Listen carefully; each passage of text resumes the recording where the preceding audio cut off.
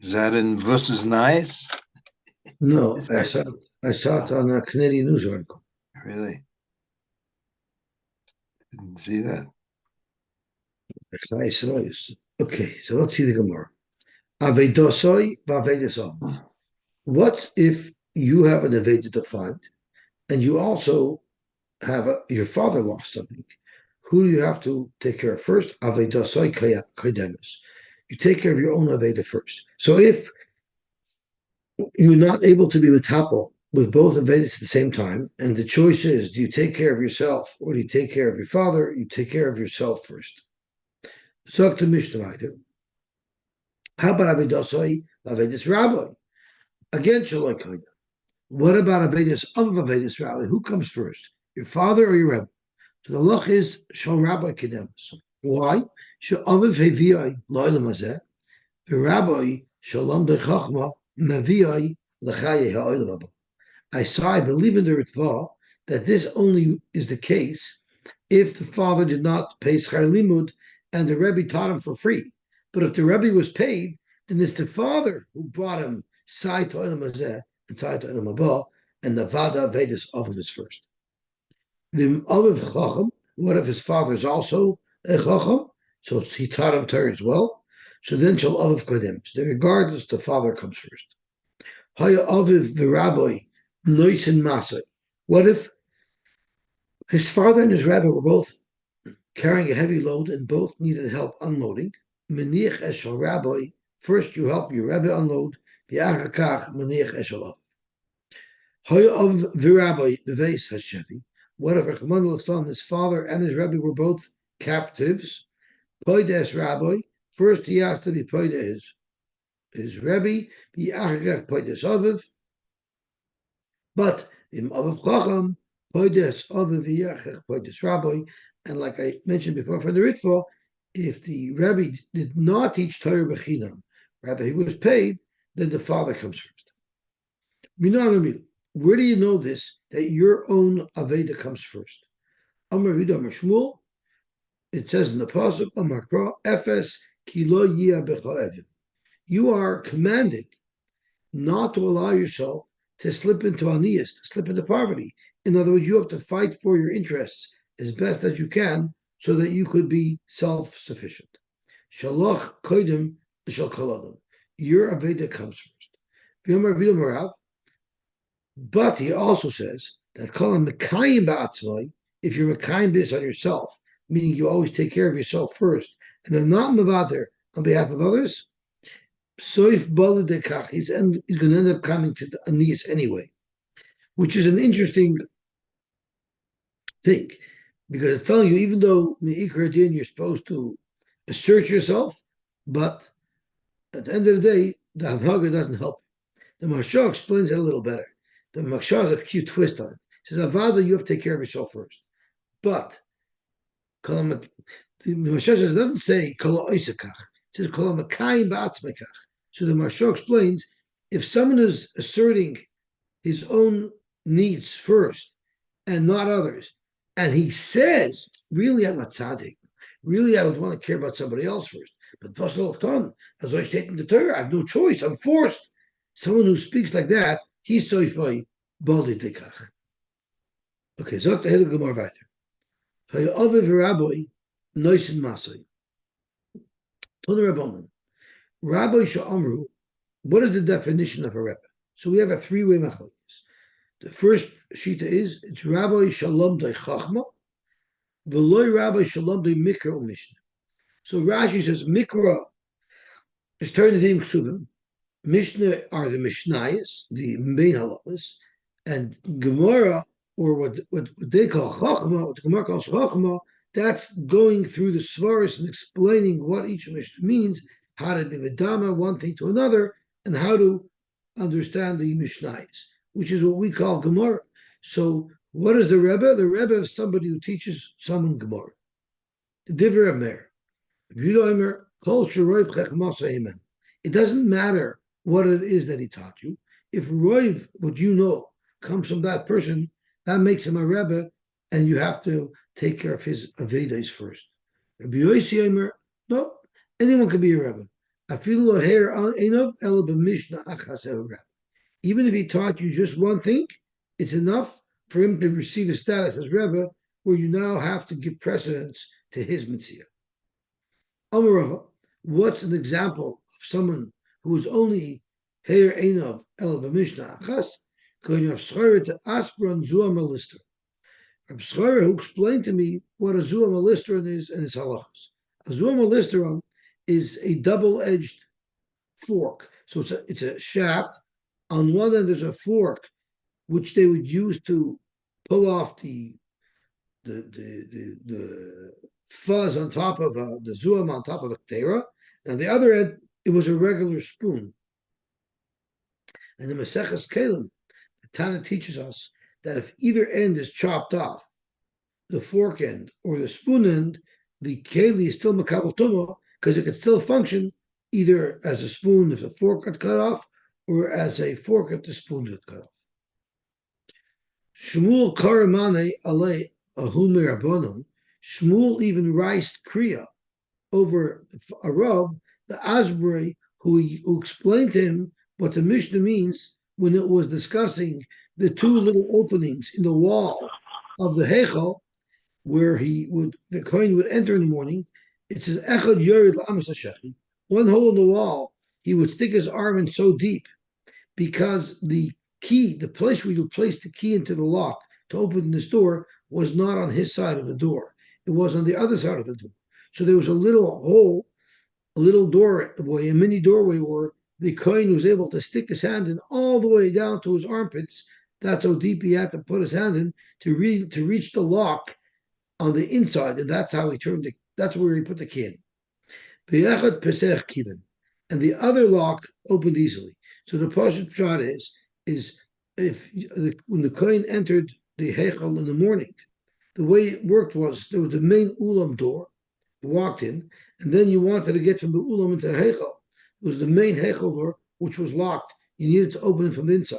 But to the right of the main Ulam door, there was another door that took him in to the Ta'im, which were the cabinetry or the cells that were in the wall around the Heichal. So that door, to get from the Ulam into that door, the key was placed into the lock on the inside of the door.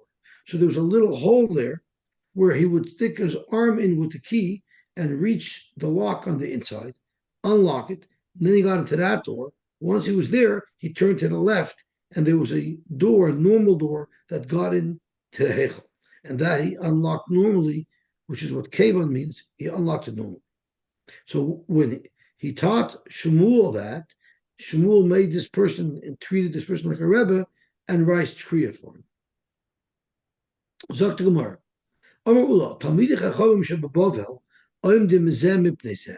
They stand up for each other out of respect, and they raise Kriya for each other. But when we're talking about giving precedence to an Aveda of the Rebbe over the Aveda of your father, there it required more than just having a casual relationship with somebody in the Medrash who sometimes enlightened you with something you didn't know. For giving precedence over a father in Chayjun El Rabbi movement. So Rashi says about the Talmid Chacham Bavel and the relationship that they had.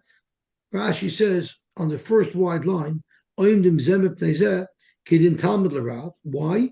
Levi shayu yoshvin Talmid v'veis hamedrash yacha. They would sit in the Medrash together. Umakshin and Mefarkin. They would ask each other kashas. They would answer each other's kashas. So everybody learned something from the other person, meaning everybody considered the other person somewhat as Rebbe. But the Rebbe who has precedence that Abba Metzia is Rebbe Muvak, which Rashi defines as Sheroif Chachmasim Imenu Kirab Yehuda. He's possibly like Rabbi Yehuda. Okay, Gebaltik.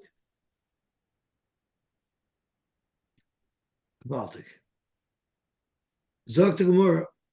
I mean, Tosha, that's a very important point. Umakarin Zelzeh. The people in Bavel would rise Kriya for each other because they each considered each other their Rebbe.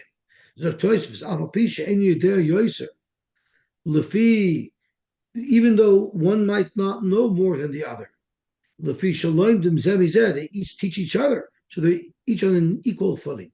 Nevertheless, they write spriya for each other. In time of Toismus, the Armenian repair Kairig, Chayiv Lakroya al Adam Kosher, it doesn't have a din of, it doesn't have to have a din of a Rebbe. Any Adam Kosher you would write spriya for. So what special treatment do they give each other als Rebbe? Any Adam Kosher you would have to write spriya. We're talking about a rip in the beggar that cannot be fixed. Kedin Talmud al Rabbi like Talmud al Rabbi. So yes, you have to write spear for any Adam kosher, but that could be a on a seam where you could fix it.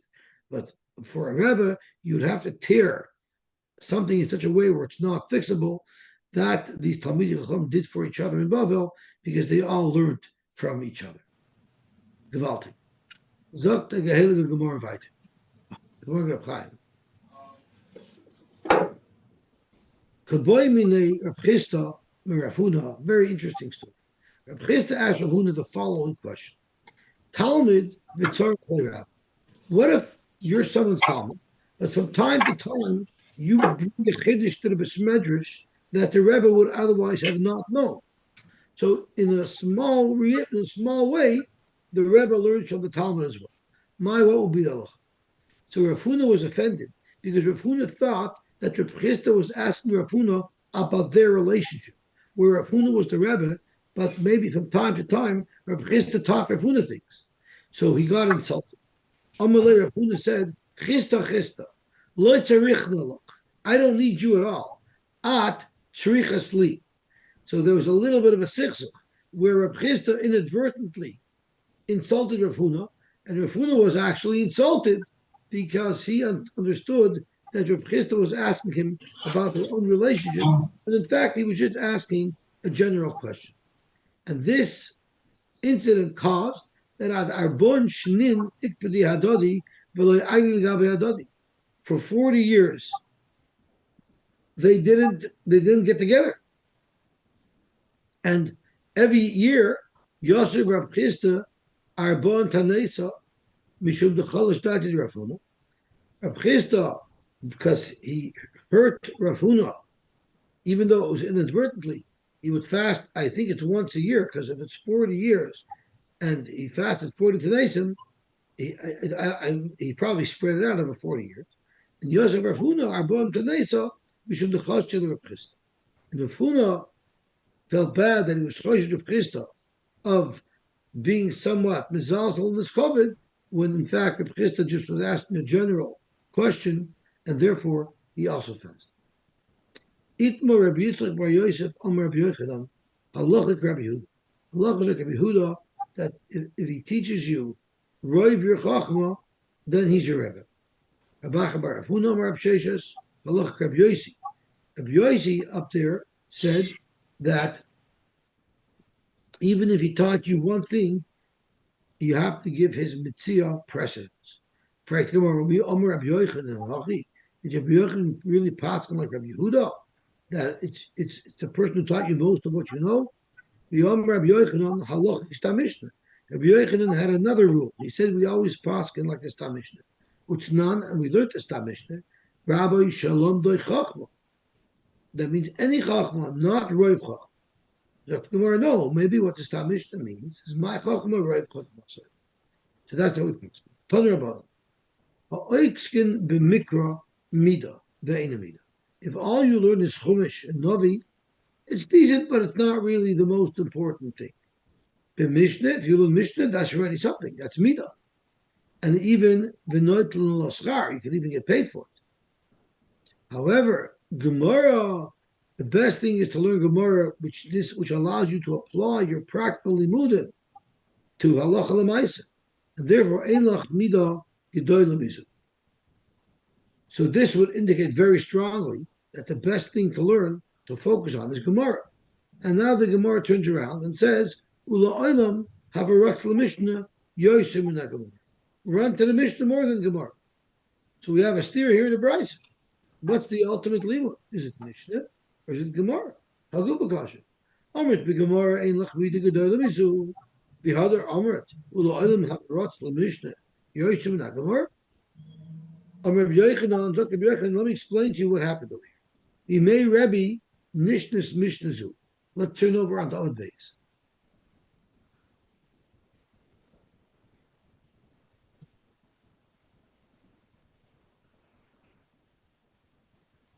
What happened?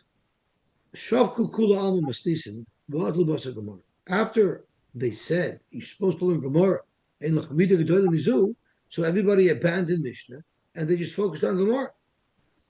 Hadar darishlu. That's why, in order that people shouldn't forget the Mishnayos, he needed to re-encourage them to learn Mishnayos as well. Therefore, darishlu u'la'olam have a rat Mishnah Yosy min hagemara. So let's see where Rashi is. It's a long Rashi, but Rashi gives us an important historical background of what happened. Zokt Rashi, may Rebbe nishnas mishnazu, hadikatani, Gemara ein lachmida gedolim izu is lefi shemisharabu talmidei shamai behil shoy lefanav shloisha dairais, and there are those who changes to shisha dairais. Rabu machlekes petayra v'natu kishtei tayras. What happened was for 6 generations the Talmidim of Basil and Beishamai had disputes, and the Torah literally got split into 2. Why was there a lack of clarity in understanding, which led to these machlokes? Mitoch oil shibud machiyos ugezerei shoyigazru. Klal Yisrael was so severely persecuted that they simply couldn't focus on getting clarity in Torah, which led to the confusion. Until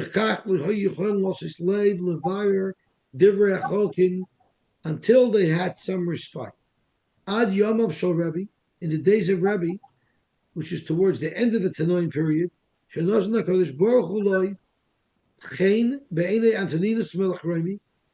Rebbe found Chen in the eyes of Antoninus, the king of Rome, which gave Klal Yisrael a little breather. So what did Rebbe do to take advantage of this time of somewhat peace? V'shilach v'kibetz kol talmidei Eretz Yisrael. Rebbe gathered all of the Talmidim of Eretz Yisrael. Bad Yomov, up until the days of Rebbe, everything was very adamant. There were no organized mesechtas like we have today. Seder Noshim, Seder Taharis, and Seder Nezikin, Seder Moed. Ella kol Talmud sheshama davar mepi godly menu. Anybody who heard a halacha from somebody remembered it. V'nasan simonim, and he made himself little signs to remember the ad hoc, unorganized information that he received. Halacha pliny, so pliny shamati mishim pliny. I heard this in the name of this Rebbe, and then they had a big convention where they were going to codify and organize the Torah. So what happened was, Amar kol echad mashasham. Everybody said over what he heard. V'nosnu leiv levar taimei amachloikes divrei mi ru'uin l'kei. After they heard everyone's opinion, as a group, they made an assessment as to whose mahalach they should follow, and then they put it into a printed version, not a printed, a written version. Divrei nezikin levadam, v'divrei yevamis levadam, v'divrei kochim levadam. It's funny that Rashi refers to noshim as divrei yevamis. V'sasam nami b'mishta divrei yechidim, and Rebbe also took the opinions of yechidim and he presented it in the Mishnayos without any identification, as if that's the only opinion on it. Shara Rebbe Estevrayim, because Rebbe held that what they're saying is correct. Vishanon Stam, he purposely quoted them without a saying a name, so it should be accepted by everybody. That's why we're saying that Gemara Einach Vida Gedolim Mizu, because that really unlocks the secrets of the Mishnayos. Sheyitnu Leiv the Taimei Mishnah. Gewaltig. So they had to change things around. So that's what they did. Since everybody was only focusing on Gemara, people were forgetting about Mishnah. Rashi says, "Shab kukula alma maslisin bilachzer al gishus mishnasa." They only were into lomdus, but not into the text. Sometimes you can get carried away with lomdus and forget that we actually have a text that we have to follow. So that's why so frankly, Gemara, when they were originally encouraged to learn Gemara, what were they told? How was that presented? My darsh. It says in the pasuk in Yeshayahu, Kara begarin, call out loud, al tachshoch, don't conceal this. Kashofer, harein koilech, raise your voice loud like a shofar. V'hagid la'ami pisham, tell my nation their pesha, which it sounds like a mazid. Uleveis Yaakov chatoisom, which sounds like a shoygig. The chatos is a shoygig. So what did the Gemara darshan? Gemara darshan as follows: Ma'dichsiv hagid la'ami pisham uleveis Yaakov chatosom. Hagid la'ami pisham. Who's my ami? Who's the Torah referring to by my ami? Elu talmidei chachamim sheshagagois nasois lahem kizdoinos. Their shgagois are like zdoinos because they should know better, and they should have learned things better, not to make mistakes. Ulvis Yaakov, but for the Hamoy Nam who don't know better, Chatasa, meaning they're Shegagavers, Elu Am even Shizdoinos Nasam Kishkagos, because they don't know better. Behind it, Nan, and that's what the Mishnah teaches us. Yehuda Omer, have a Zohar of Talmud, be concerned about learning Talmud, understanding things, Sheshigalas Talmud, by not harving in understanding the differences and the similarities between different halachas and understanding how to apply each halacha, that's going to lead to doing averis, because you're not going to do the mitzvahs properly. As Rashi says, Talmud, if you made a mistake in psak halacha, why? Because you didn't learn it thoroughly. Shlo yodato tama mishnah. You didn't know the real reasoning for the Mishnah and how to apply it to other similar cases. And the Nusata Batam Acher, you had the wrong understanding of the Mishnah.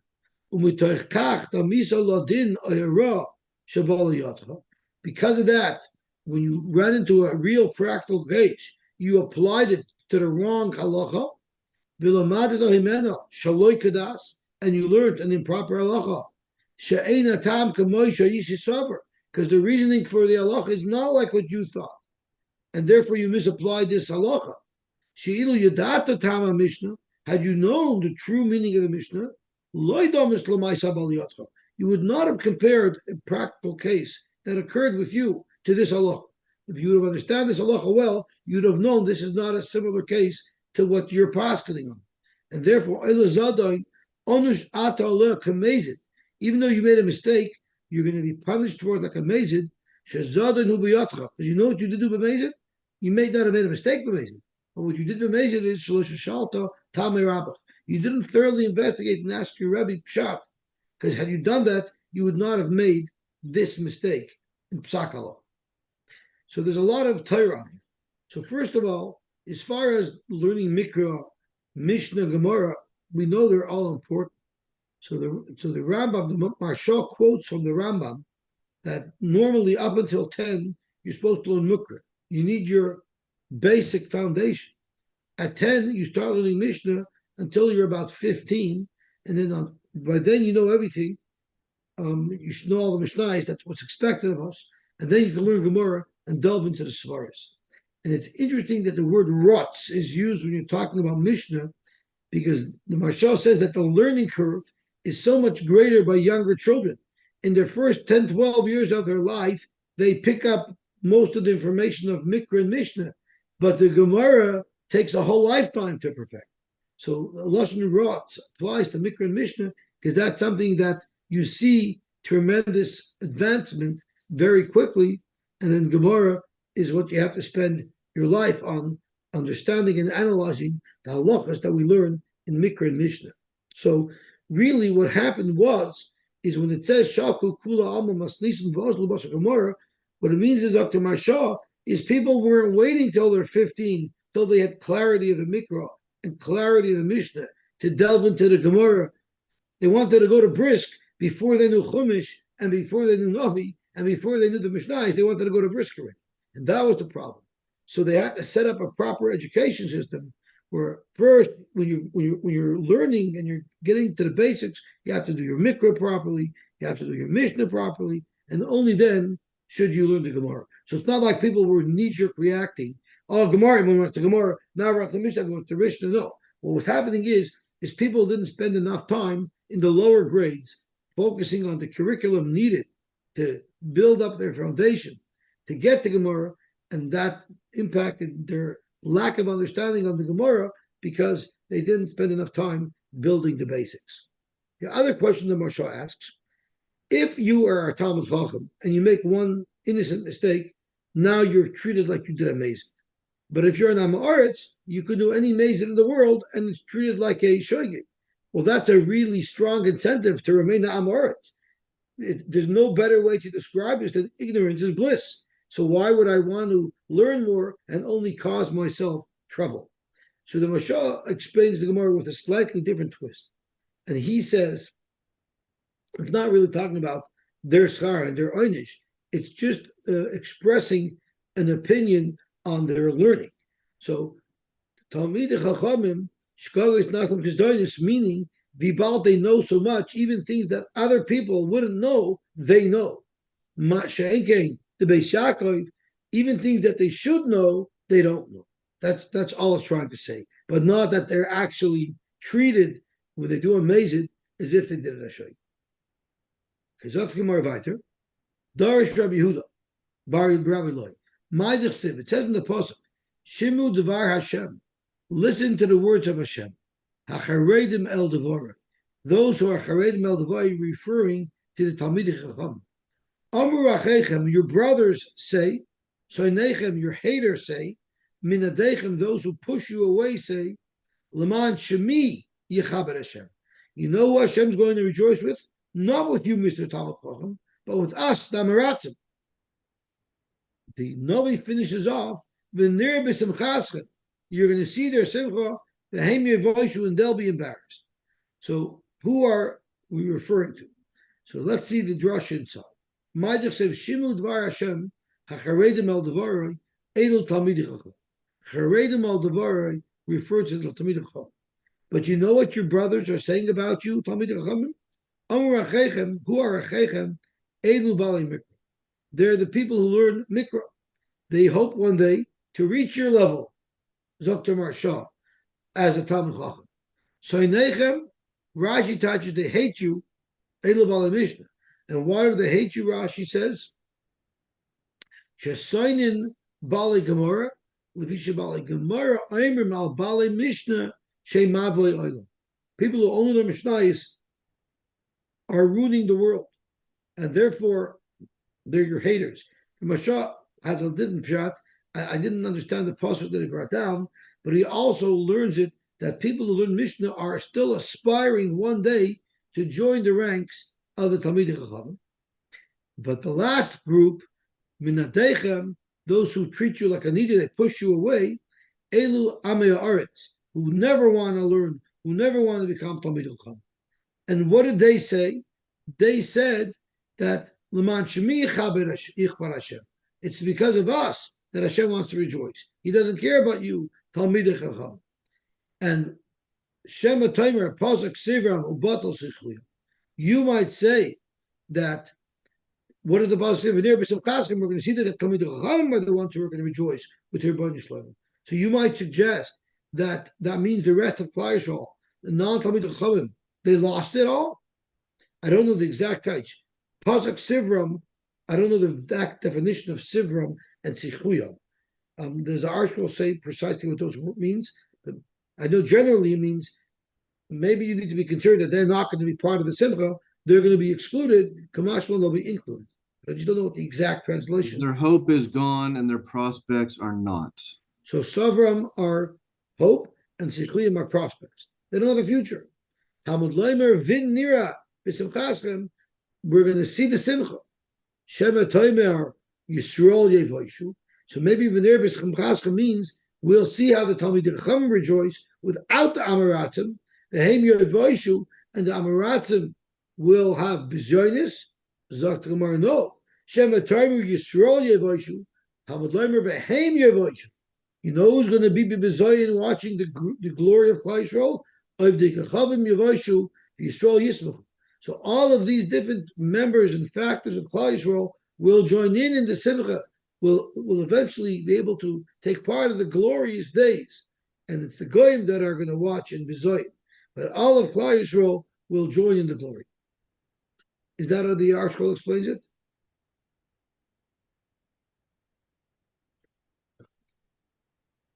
So, Baruch Hashem, we were Zoicha to finish the second parak of Metzia, B'li Neder, Hadin Alach Elu Metzias, Hadin Alach Elu Metzias, Hadin Alach Elu Metzias.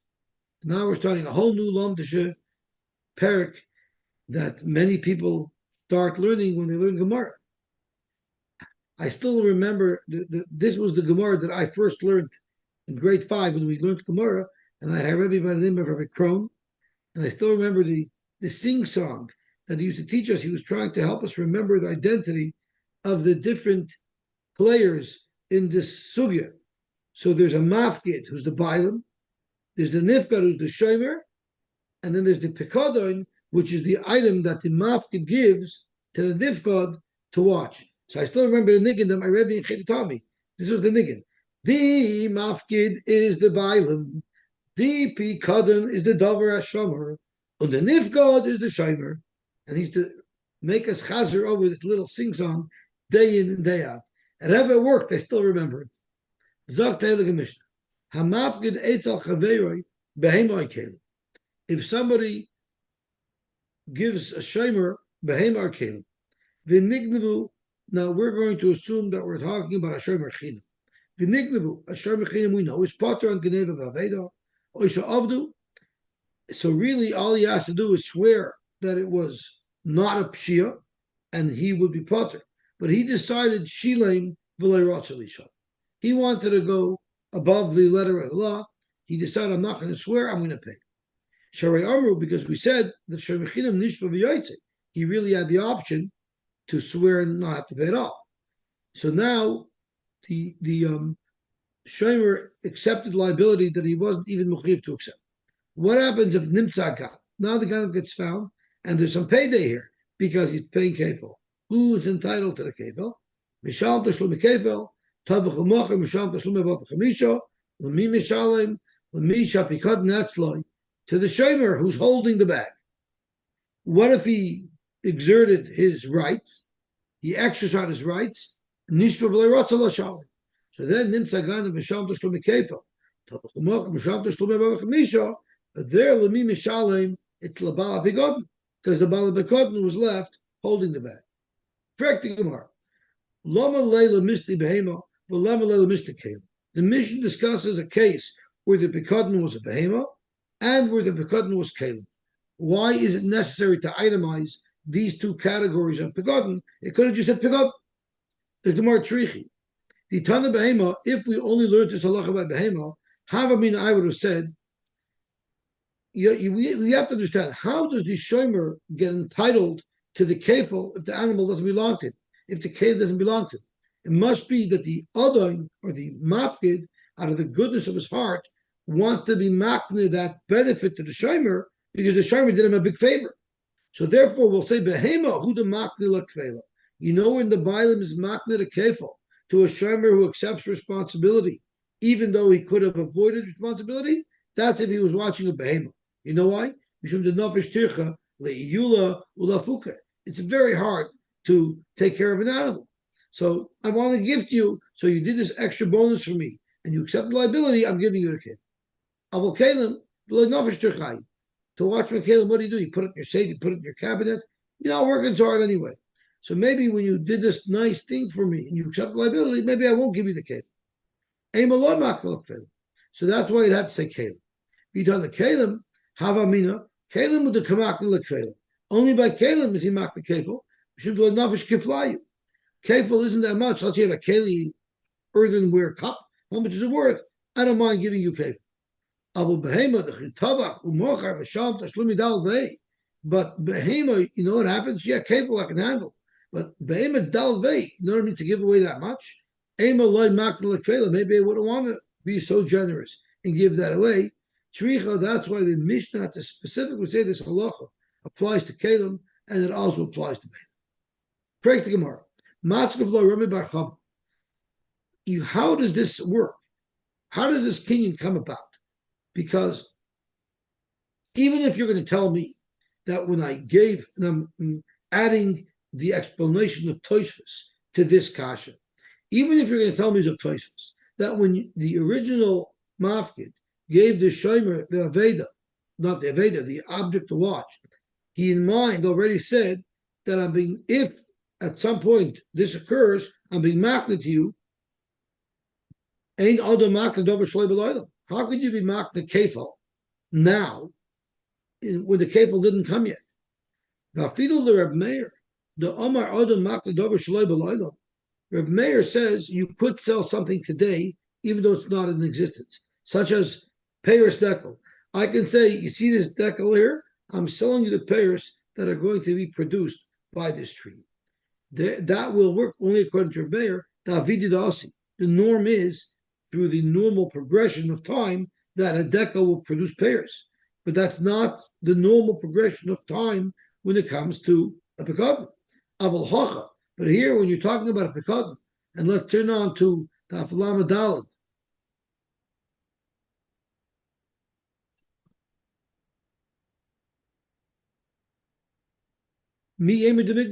Who, when I'm giving a shomer, an animal to watch, a keli to watch, who said it'll even be stolen?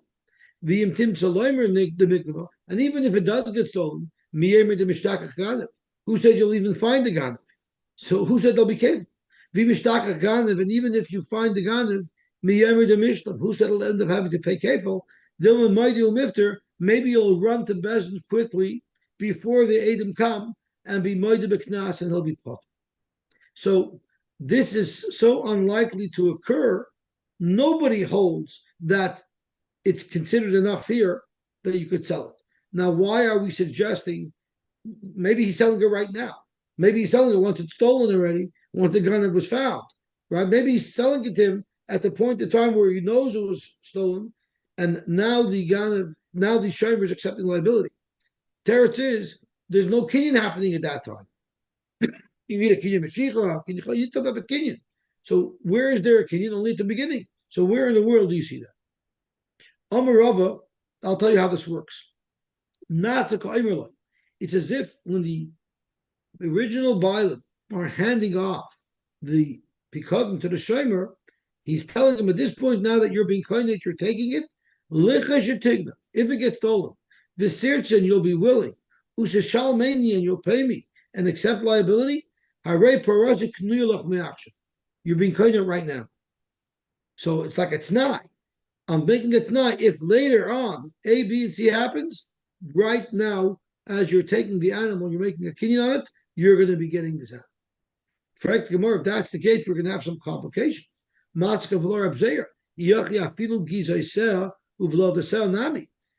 Anything that this animal grew or benefited since the time the shomer received it should go to the shomer. If you're saying that it is a retroactive kinyan that occurred when you originally gave over the animal. Any gizos and vlados that this animal had between when it was given to the shomer and it was stolen, those the shomer doesn't have a right to keep. But if you're telling me he was kohen already, as soon as he got it, well, then anything that this animal produced would have already belonged to the shomer.